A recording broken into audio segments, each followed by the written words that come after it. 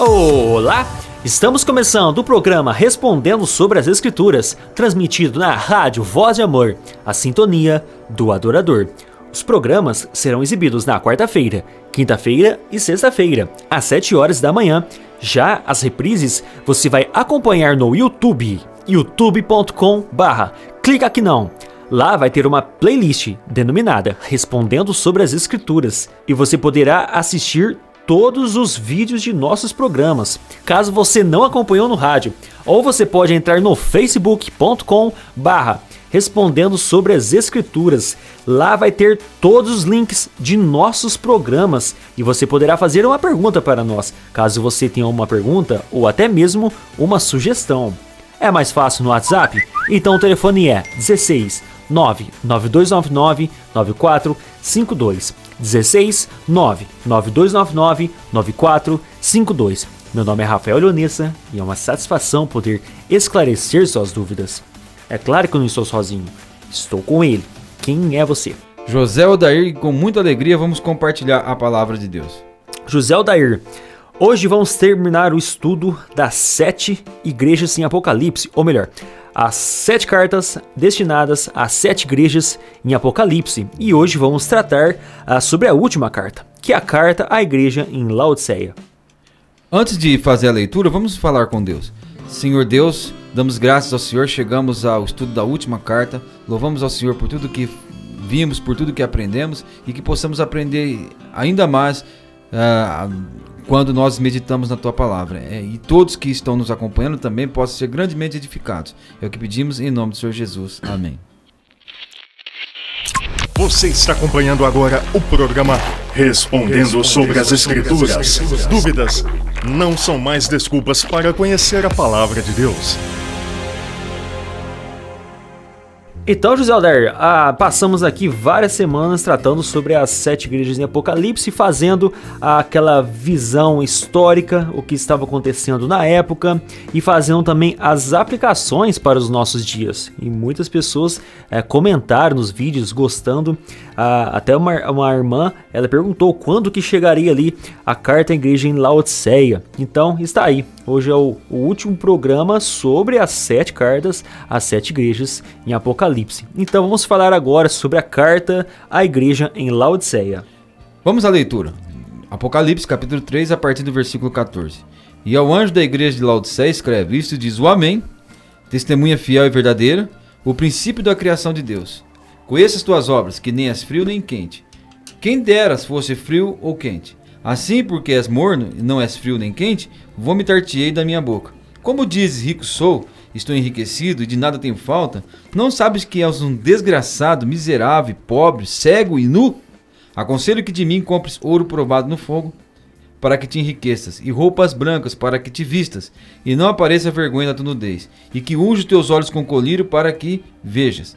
Eu repreendo e castigo todos quanto amo. Sê, pois, zeloso e arrepende-te. Eis que estou à porta e bato.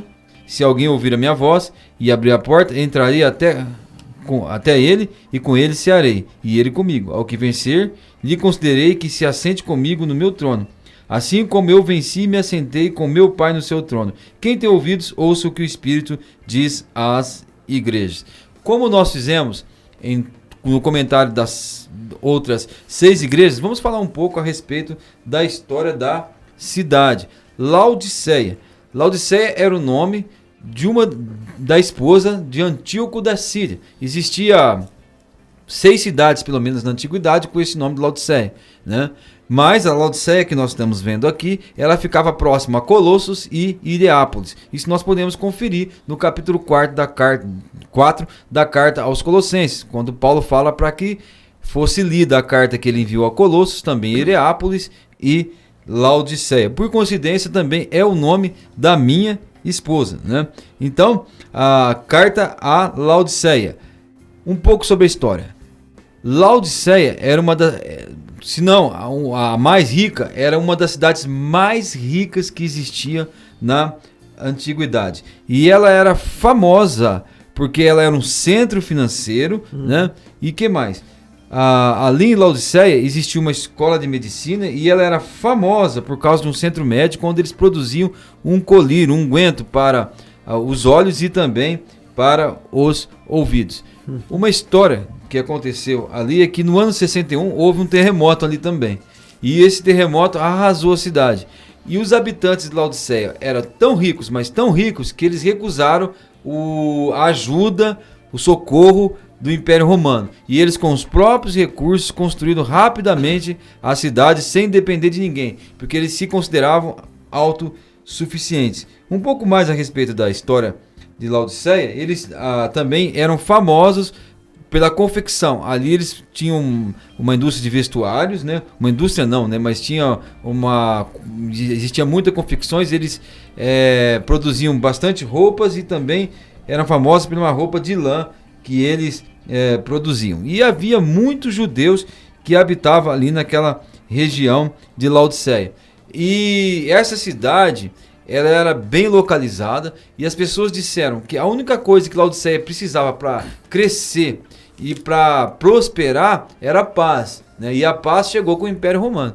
Quando o Império Romano então colocou a paz ali no Mediterrâneo, a cidade de Laodiceia não demorou muito para crescer, prosperar e se tornar uma das cidades mais ricas do mundo. O único problema é que Laodiceia não tinha água, né? E as cidades, elas vinham, a água vinha por dutos que percorriam 10 quilômetros aproximadamente, e então chegava ali na cidade a água morna, né? Isso é facilmente provado na história. A água chegava morna ali para Laodiceia. Então, uma cidade muito rica, uma cidade famosa pela sua confecção e famosa também pelo seu centro médico, que tinha um unguento para um colírio para os olhos e também para os ouvidos, famosa pela lã.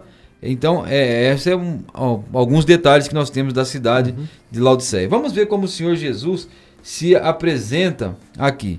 A primeira coisa que diz a respeito do Senhor Jesus é que ele é o Amém. Nós podemos conferir no livro do profeta Isaías, o capítulo 65. Então, Isaías capítulo 65 e o versículo 16, nós vamos ver que esse é um título que também é dado a Deus. Isaías capítulo 65 e versículo 16, diz assim: assim que aquele que bendisser na terra se bendirá no Deus da verdade, ou Deus do Amém, aqui, né? E aquele que jurar na terra jurará pelo Deus do Amém, porque já estão esquecidas as angústias, passadas estão escondidas de meus olhos. Agora, lá no Velho Testamento, Deus é o Amém. E aqui no Novo Testamento, esse título também é dado à pessoa do Senhor Jesus. Eu estou reforçando isso porque nós fizemos vídeos com respeito à Trindade, vemos programas, 3 programas, Trindade na história, a Trindade no Velho Testamento e a Trindade no Novo Testamento. Ali, se você tiver curiosidade sobre esse assunto, está no canal e você pode rever esses estudos ali, esses programas ali. Mas isso que nós estamos falando, tanto da carta a Filadélfia, a carta também Laodiceia, nós temos vendo títulos que Deus tem desde o Velho Testamento que são atribuídos à pessoa do Senhor Jesus. Então, Deus da verdade, em Isaías, do hebraico para o grego, fica o termo amém. É onde Jesus Cristo diz: em verdade te digo. Esse amém, amém é uma figura do Messias, ou seja, ele mesmo. Jesus Cristo, quando ele fala isso, é uma forma dos judeus entenderem que ele era o Messias. Exatamente, olha, e que ele é o próprio Deus. E quando nós ouvimos alguém orar, quando nós oramos, nós sempre terminamos a palavra com amém. Amém. Que nós queremos dizer que assim seja. Então, isso quer dizer que o Senhor Jesus, ele tem a última palavra em todas as coisas. Somente vai acontecer o que ele permitir, somente vai acontecer aquilo que realmente ele determinou. Ele fala desse testemunha fiel e verdadeira. Nós já comentamos a respeito disso, né? A respeito do Senhor Jesus ser a testemunha fiel e verdadeira. Acredito que não tem necessidade nós voltarmos a comentar. Mas agora aqui é interessante. Fala o princípio da criação de Deus, né? Então, o que vão dizer aqueles que não acreditam no fato do Senhor Jesus ser, né, Deus, ou ser eterno e ser um igual a Deus? Quando eles olham para esse versículo que fala que ele é o princípio da criação de Deus, eles começam a dizer, tá vendo? Ele é o primeiro que foi criado. Aí vão para Colossenses e mal interpretam também Colossenses 1:15, que diz, ele é o ele é a imagem de Deus vivo, o primogênito de toda a criação, né? E mal interpretam Colossenses 1:15 e também mal interpretam o que está dizendo aqui. Porque o que está dizendo aqui é que ele é a fonte de toda a criação, que está em harmonia com a palavra de Deus, que vai dizer que nele foram criadas todas as coisas visíveis e invisíveis, sejam tronos, sejam soberanias, sejam principados e potestades. Tudo foi criado por meio dele e para ele.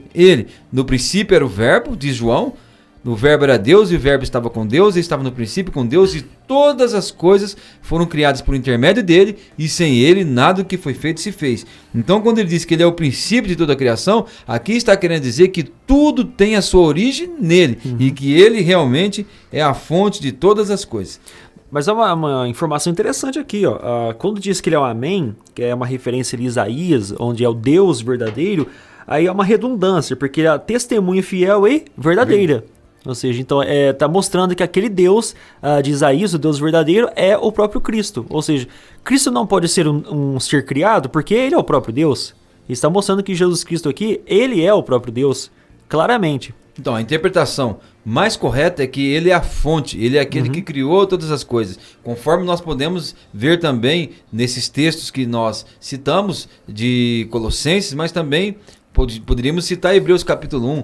Fala que, havendo Deus outrora falado muitas vezes e de muitas maneiras aos pais pelos profetas, nesses últimos dias nos falou pelo Filho, a quem constituiu herdeiro de todas as coisas e pelo qual fez o universo. Ele é o Criador e ele é o sustentador de todas as coisas. Ele é a origem, né? Ele que realmente, então, criou todas as coisas. Então essa é a apresentação do Senhor Jesus à carta de Laodiceia. Vale destacar também aqui, Rafael, é que a igreja de Laodiceia recebe a repreensão mais dura que existe aqui. Não há nenhum elogio. Nós saímos de um extremo e fomos para o outro. A carta de Filadélfia, que não recebeu nenhuma repreensão, para a carta de Laodiceia, que foi duramente repreendida pela pessoa do Senhor Jesus. Ele diz: conheça as tuas obras, que não és frio nem quente. Quem dera se fosse frio ou quente. Bom, isso aqui Jesus está usando o que acontecia na cidade. Nós falamos que Laodiceia não tinha água, e a água vinha por aquedutos que chegavam na cidade morna, né? E a água morna, ela produz náusea, realmente dá vontade de vomitar. E agora o Senhor Jesus fala que quem dera, né, eles fossem frios ou fosse quente. Mas eles não eram frios nem quentes, eles eram mornos. Então quer dizer, eles estavam em um estágio intermediário entre a frieza e entre o fato de estar quente. Eles viviam no estado intermediário. E às vezes, esse estado intermediário é o pior possível. Porque, em experiência, evangelizando as pessoas, eu já vi pessoas que abraçaram o evangelho rapidamente, tinham uma grande sede de Deus, não resistiram e se entregaram ao Senhor Jesus Cristo. Eu poderia citar exemplos aqui de estudos em que a pessoa tinha uma busca, e quando ela começa a ouvir o evangelho, ela se encontra, ela se acha, a sua sede é saciada, e rapidamente ela recebe. Mas eu já vi casos de pessoas que não eram quentes desse jeito, eram frias, brigavam com a gente, não queriam saber do evangelho. Mas sabe o que aconteceu? Eu vi pessoas saírem pisando duro e revoltadas contra o evangelho quando ouviram a verdade. Mas sabe o que aconteceu com essas pessoas? Se converteram. Então são os dois extremos, mas existe o estado intermediário. O estado intermediário é a mornidão. É aquele estado de indiferença. E aí eu vou dizer, a indiferença é um dos maiores inimigos do evangelho. Porque eu vi pessoas ouvir a palavra de Deus e você fala com ela sobre os céus, a glória, o que Deus tem preparado, ela está com o mesmo jeito que ela fica quando você fala do inferno, do sofrimento. A pessoa é indiferente, ela não briga com a gente, ela não resiste, ela não questiona, ela não pergunta, ela fala para tudo que a gente fala, sabe? E olha, e essa situação é muito difícil de ser revertida. Assim como se nós transpormos essa questão para o meio evangélico. Existem cristãos que, quando ouvem a palavra de Deus e são repreendidos, rapidamente são chocados com aquilo. Deus falou comigo, essa palavra veio para mim, e aquilo produz uma mudança na vida da pessoa. Agora, existe aquele que realmente não reage, né? É aquele que age com indiferença, né? E a indiferença é uma coisa muito difícil de se transpor. A pessoa que atua com indiferença para com a palavra de Deus e para com o evangelho do nosso Senhor Jesus, dificilmente se converterá. O Senhor Jesus queria que eles fossem frios ou quente, né? Ou seja, que eles tivessem, às vezes, se chocassem, que eles mostrassem alguma reação para com o evangelho e não ficassem nesse estado intermediário de mornidão e desse estado, então, eles não saíssem, né? Aí Jesus fala, assim porque és morno, não és frio nem quente, vomitar-te-ei da minha boca. Ou seja, é uma igreja que causava náusea ao Senhor Jesus, que ele disse que iria vomitá-los da sua boca, né? Que é algo que o incomodava, é algo que o incomoda ainda, porque existem igrejas nessa situação. Realmente, Zé Aldar, quem já tem o costume de dar estudos bíblicos, né, tem aí o testemunho, né? A gente vê vários tipos de pessoas. Eu gosto muito quando a pessoa ela é participativa, quando ela pergunta, mas eu também gosto quando a pessoa ela fica com aquela cara fechada, porque ela tá meditando naquilo. Agora, eu já dei estudos para pessoas que realmente fizeram isso que você acabou de citar aqui. Concordando com tudo. A pessoa nem estava lendo na Bíblia, sabe? A gente tenta entender por que essa pessoa ela ainda quer continuar fazendo o estudo. Ela concorda com tudo. Ou seja, hoje, essa pessoa que eu estou citando aqui não é convertida. Quando a expressão é falada aí, ó, a expressão é escrita, eu sei as tuas obras que nem és frio e nem quente, tomara que foras frio ou quente. A palavra grega para frio aqui, ou quente, é frio demais e quente demais, a ponto de ferver, e o frio a ponto de congelar, no grego. E normalmente, não sei se essa é a posição do Zé Aldair, os teólogos vão explicar que nós comemos comidas frias e comemos comidas quentes. Tomamos bebidas frias e tomamos bebidas quentes. Por exemplo, você toma um café quente. Se tiver gelado, dá até para tomar também. Existe bebidas... O chá frio ou quente? Isso. Existe bebidas com café gelado mesmo, né? Você já compra ele assim. A comida, existe comida fria, que você come ela, né? Eu mesmo gosto de pizza gelada, né? Não sei se... Mas uma salada também. Isso. Enfim. Agora, uma comida morna, sabe aquela comida que parece que a panela tá ali no fogão durante o dia e ela não tá nem frio nem quente, você vai comer aquela comida. Então tá aí a explicação, né? Por que a pessoa fica, no caso de Jesus, né, fica no ponto de vomitar em relação a essa igreja, né? Porque ela está morna, não é nem frio e nem quente. Talvez a explicação mais provável seja essa. Agora eu não sei se é isso que o Zé Aldair entende. Também, porque, só para reforçar, eu já tive em alguns lugares, não estava nem pensando nesse texto, mas em restaurantes, né, em que eu saía dizendo, olha, eu não volto mais nesse restaurante não, porque a comida aqui é morna, né? E a gente não sente todo o gosto, não tem prazer em comer uma comida que está morna. Então a igreja de Laodiceia não dava prazer na pessoa do Senhor Jesus. Pelo contrário, a igreja causava náusea por causa da sua mornidão. Não era fria e nem quente. Agora o Senhor Jesus diz, né, no capítulo 3, versículo 17. Como diz, ela mesma dizia, era o conceito que ela tinha dela. Rico sou e estou enriquecido e de nada tenho falta. Bom, na história, a cidade de Laodiceia não aceitou a ajuda do Império Romano para reconstruí-la quando ela foi arrasada por um terremoto. Porque eles se sentiam independentes. Nós não precisamos de ninguém, nós somos autossuficientes. Agora, esse sentimento passou para a igreja. A igreja era rica, né? E eles diziam, não temos necessidade de nada. Inclusive, eles não se achavam nem mesmo dependentes de Deus. Eles se achavam autossuficientes. E ela dizia, estou enriquecida, não tenho falta de nada. Agora o Senhor Jesus diz, não sabes que é um desgraçado, né? Ou seja, você está numa situação terrível, miserável, pobre, cego e nu. Agora, vamos lembrar que o Senhor Jesus falou da igreja de Esmirna, que ela era uma igreja pobre, que tinha pouca força, mas ele diz que ela era rica, né? E ele chama a igreja pobre de espiritualmente rica e a igreja rica de espiritualmente pobre. Então, a igreja de Laodiceia era desgraçada, miserável, pobre, cega, e isso aqui Jesus faz uma ironia com o fato daquela cidade ser famosa por produzir um colírio para os olhos. As pessoas buscavam e queriam esse colírio, e ela que melhorava a visão de muita gente não sabia que ela estava cega e não conseguia enxergar qual era o seu verdadeiro estado diante de Deus. E aliás, tem muitas igrejas hoje nessa situação, que tem templos maravilhosos, que os seus presbíteros, ou pastores, ou bispos, ou apóstolos, né, ganham muito dinheiro e as pessoas vão para lá e não vê problema, assim como essa igreja não tinha, não vê perseguição, e acham que está tudo bem. É muita gente, templos lotados, prédios maravilhosos, mas não está tudo bem. Não, mas eles não conseguem enxergar o estado miserável que eles estão. Aí Jesus fala que eles estão nus também.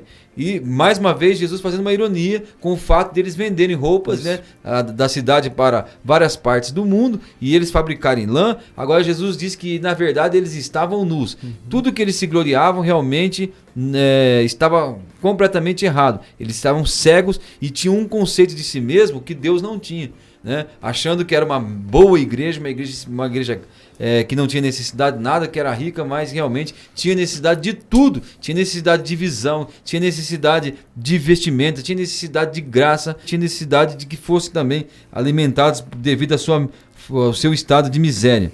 Aí Jesus fala: aconselho-te que de mim compre ouros provado no fogo. Na primeira carta de Pedro, capítulo 1, versículo 7, ele fala que a verdadeira fé, ela é provada no fogo, né? Então aqui é uma referência à verdadeira fé. Eles tinham uma fé que era uma fé ilusória e que não fazia eles enxergar como eles eram. Eles precisavam de uma fé genuína e de uma fé verdadeira para que te enriqueças, para que eles tenham riquezas, né? Para que eles sejam espiritualmente ricos. Vamos lembrar que o Senhor Jesus disse que você pode ser rico para o mundo e não pode ser rico para com Deus, que era o caso daquele rico louco da parábola que o Senhor Jesus conta em Lucas, quando ele fala que ele tinha muita riqueza, mas ele não tinha nada preparado e não era rico para com Deus. E também Jesus falando de nós juntarmos tesouros no céu e não juntarmos tesouros na terra. Essa igreja realmente não tinha nada e ela estava pobre, e Jesus diz: aconselho que de mim compre ouros refinado no fogo. Mas qual era a fonte de tudo que eles precisavam, né? A fonte de tudo que eles precisavam estava na pessoa do Senhor Jesus. Aconselho-te que de mim eles deveriam se voltar para Cristo, né? Em que, conforme nós podemos encontrar em Colossenses, estão escondidos todo o tesouro, toda a riqueza, né? E que comprasse dele, ele era a fonte. Essa igreja precisava se voltar para a pessoa do Senhor Jesus, que, como nós vamos ver, estava do lado de fora da igreja, né?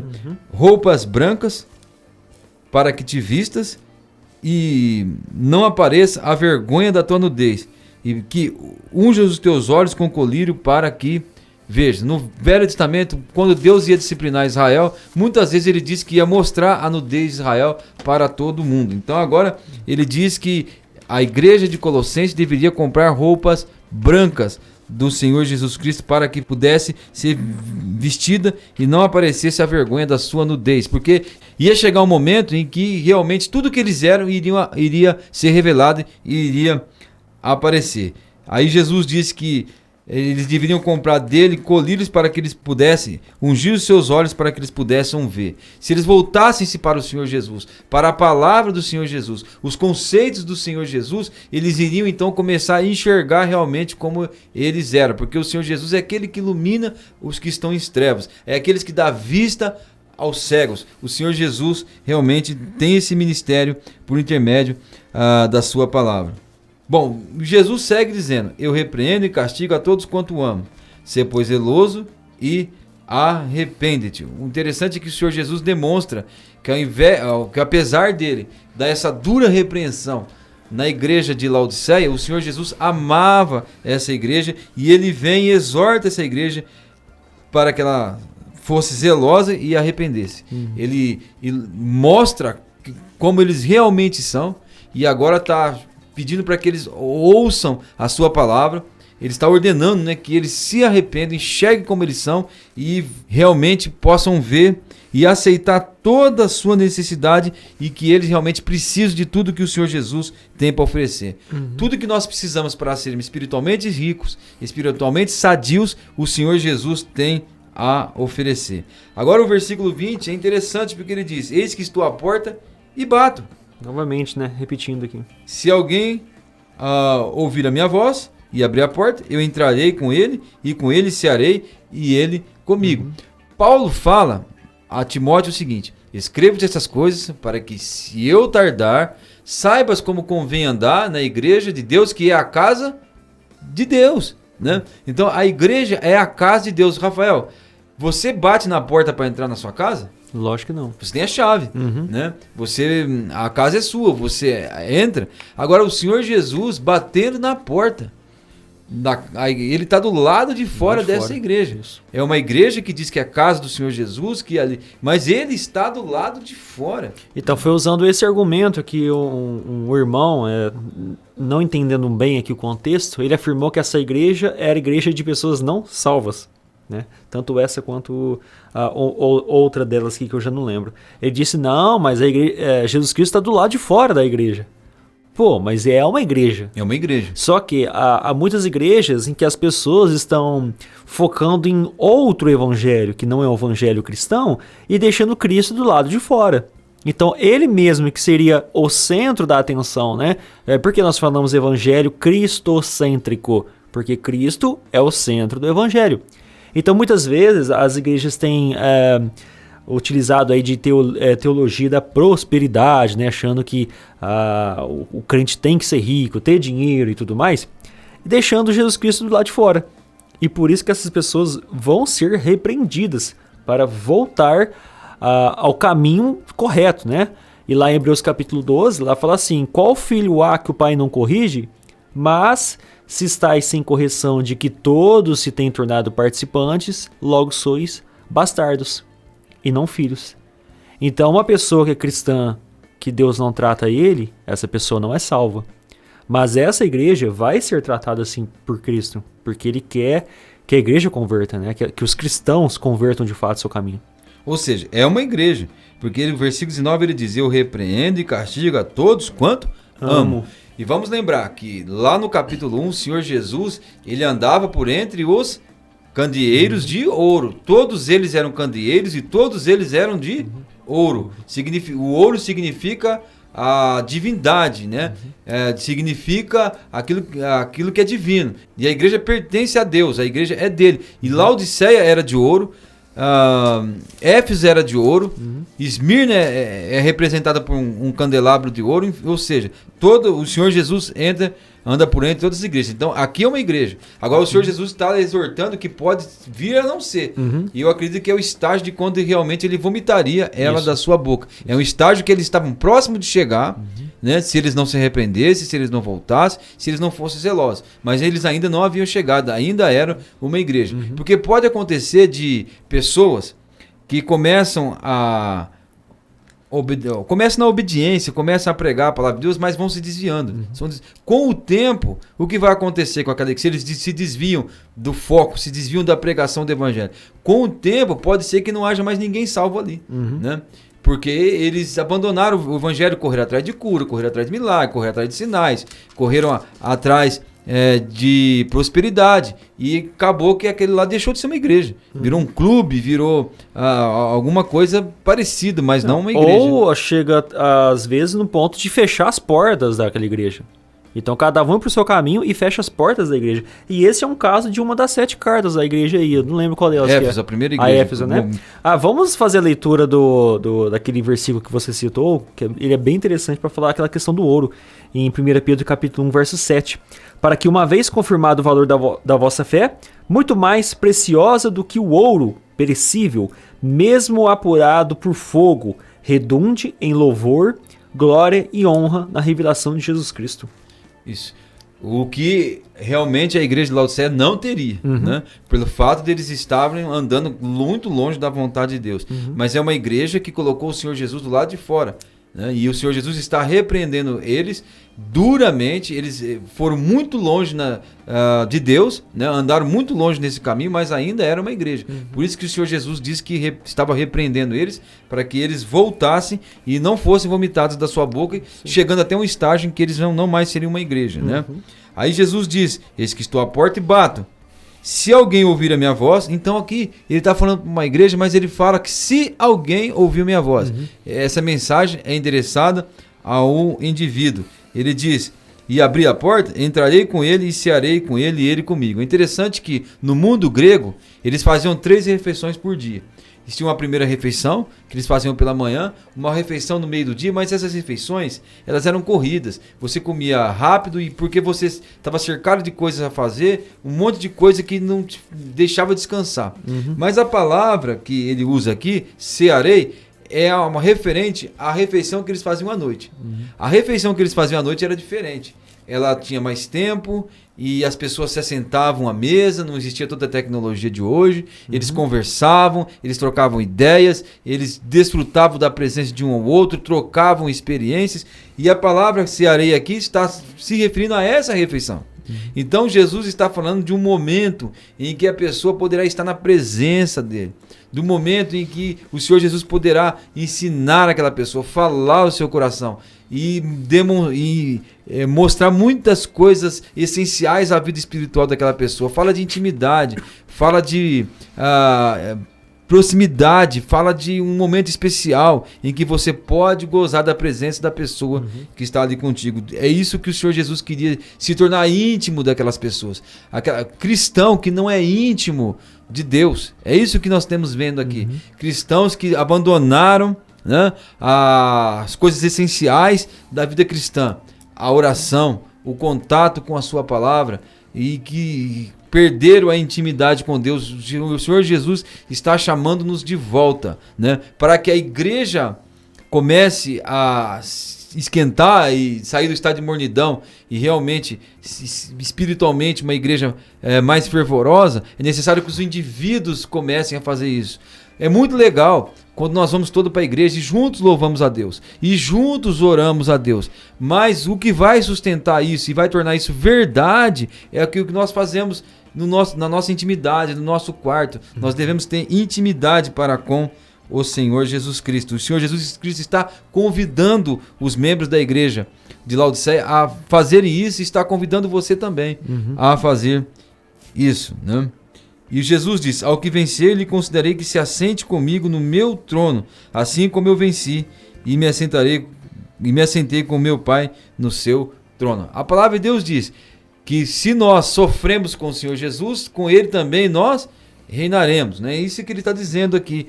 Nós fomos chamados não para sermos ricos neste mundo. Nós fomos chamados não para desfrutarmos de todo o benefício que esse mundo pode dar. Nós somos chamados para dizer não a este mundo. Nós somos chamados para... até a palavra que o apóstolo Paulo fala em Gálatas, nós somos desarraigados deste mundo. As nossas raízes foram tiradas deste mundo para que nós deste mundo recebamos não os aplausos, mas recebemos a perseguição deste mundo. Não recebamos o bem que esse mundo pode dar, mas nós sejamos para que nós fôssemos hostilizados por esse mundo. Nós somos chamados para isso, para que depois de sofrer com o Senhor Jesus, como ele sofreu com esse mundo, né, nós podemos reinar com ele no seu reino. Então ele termina dizendo: quem tem ouvidos, ouça o que o Espírito diz às igrejas. Mais uma vez, falando com o indivíduo. Então, qual é a pergunta que originou os nossos estudos em Apocalipse? É preterismo ou futurismo? Agora, o que nós temos visto aqui, né? De todas as igrejas que nós lemos, Éfeso, Esmirna, Pérgamo, Tiatira, Sardes, Filadélfia e Laodiceia, nós vamos ver o quê? As características de todas essas igrejas, de todos os problemas que elas enfrentaram, muito presente, eu digo de todas as igrejas, nos dias atuais. Isso. Olha, existe a cegueira que existia em Laodiceia nos dias atuais? Existe. Né? Existe essa cegueira nos dias atuais, mas eu te pergunto, a carta de Éfeso não é extremamente atual? Claro que é. Pessoas se dizendo apóstolos, né? Pessoas querendo liderar, levar os discípulos após si e fazer com que aquelas pessoas se tornem dependentes deles e não de Cristo, né? Existe as doutrinas dos nicolaítas, como nós bem explicamos, mas você pode dizer: mas é a perseguição de Esmirna. Eu vou dizer, não existe aqui no Ocidente. Isso. Né? Mas lá para os cristãos do Oriente, né? Existe. Aliás, os cristãos são os povos mais perseguidos do mundo hoje. São um número alarmante de cristãos que estão sendo perseguidos, milhões e milhões, coisa de mais de 100 milhões no mundo inteiro. Eu vi um dado de que no país Sudão foram mortos 500 mil cristãos em 5 anos. Né? É muita coisa. E veja a perseguição que se abateu sobre aquele país. E poderíamos citar outros países, né? Onde os cristãos são perseguidos. Na Nigéria, enfim, nos países muçulmanos. E os cristãos são extremamente perseguidos. E o que aconteceu na igreja de Esmirna, né? Acontece hoje em uma quantidade muito maior de cristãos perseguidos do que foram perseguidos naquela época, do que foram perseguidos em todo o Império Romano. Existe um número muito maior de cristãos sendo perseguidos hoje do que foram perseguidos durante o Império de Roma. Pérgamo, a igreja que fez uma aliança com o mundo, a igreja da doutrina de Balaão é muito presente hoje em dia, né?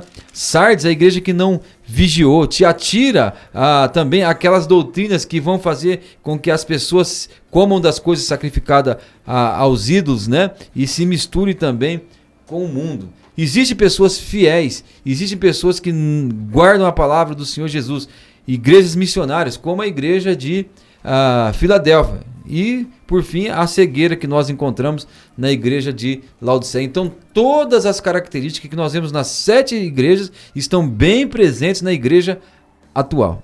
É isso aí, é bem atual a carta de Apocalipse. Além de engrandecer Jesus Cristo, nós conhecermos os eventos finais, mas essas 7 cartas aqui, as 7 igrejas de Apocalipse, ela é muito interessante e elas deveriam... Aí, nas igrejas que nós temos atualmente, elas deveriam ser lidas pelo menos aí umas 2 vezes por ano para a pessoa ficar ligado com o que está acontecendo dentro das igrejas. Como você disse, são muitos falsos profetas, muitas seitas surgindo hoje, igrejas ricas, grandes templos, e eu recebo esse tipo de comentário aí o tempo todo. Vocês fazem diversas críticas, né? Mas nossa igreja só expande, só está em expansão, crescendo, né? Em números.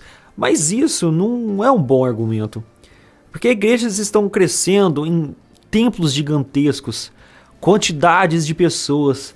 Mas será que há realmente um cristianismo nelas? Será que realmente, se houver uma perseguição, todos aqueles cristãos daquela igreja vão realmente ser perseverantes? Será que já não foi vomitado da boca do Senhor Jesus? Isso. Então, será que não é aí a igreja de Laodiceia, nessas igrejas? Então, a gente tem que ter muito cuidado. Nem sempre igrejas que crescem muito, muita quantidade de pessoas, quer dizer que é uma igreja sadia. Às vezes, é apenas número, né? Número e quantidade de pessoas, mas não cristãos de fato. Se você olhasse para o lado de fora, a igreja de Laodiceia seria perfeita. Perfeita, não tinha problema nenhum. Isso. Mas ela é miserável, pobre, cego, nu e desgraçado, conforme nós podemos ler aqui. Então, terminamos aqui mais um programa respondendo sobre as Escrituras. Caso você tenha ainda alguma dúvida ou até uma sugestão de programa, pode nos enviar a sua pergunta, o seu comentário lá no facebook.com/respondendo sobre as Escrituras ou no nosso WhatsApp. O telefone é 16 99299 9452. 16 99299 9452. Nos vemos então nos próximos programas. Até mais!